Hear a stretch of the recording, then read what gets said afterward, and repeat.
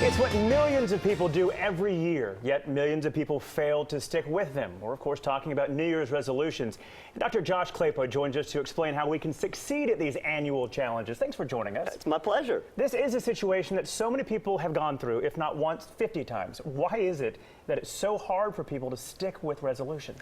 I call it the resolution merry-go-round, right? Because every year we resolve to make change, and for so many of us, every year at the end of the year, here we are, and we're resolving to make the same change. And I think it's because we actually underestimate what a resolution really is. I mean, if you think about it, Stephen, a resolution typically is resolving to make a life change.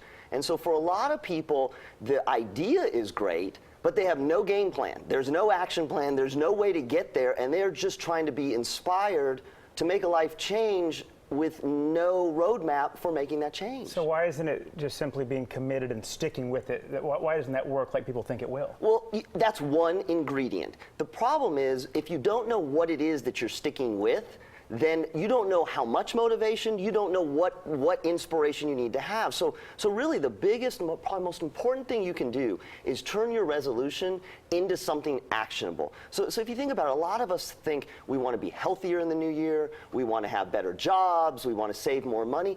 Those are just ideas. If you're going to be healthier, how many days you're actually going to exercise? What foods you're actually going to eat? If you're going to have a better job, are you going to go to class? Are you going to apply for a new job? So really turning the idea into actions that you can take is absolutely critical before you know whether you're going to do that resolution or not. And being specific, I know, is what you're talking about. Again, not generic, specifically what you want to accomplish. Absolutely, because that's going to position you for my next recommendation, which is then do the gut check. Once you see what it is that you're actually going to do, be honest with yourself and say, do I really want to do this? Because you know what? There are so many changes we need to make. Once you see the action plan, if you don't want to do it, move on to something else. And it's not just shooting for the stars, too. It's shooting for success. Being reasonable in what your resolution is, right? We have to do that because success breeds success. And so a lot of us have these huge resolutions, these giant plans, which are fine, but if we don't reach them, then we feel like a failure. It's much better to have the resolution,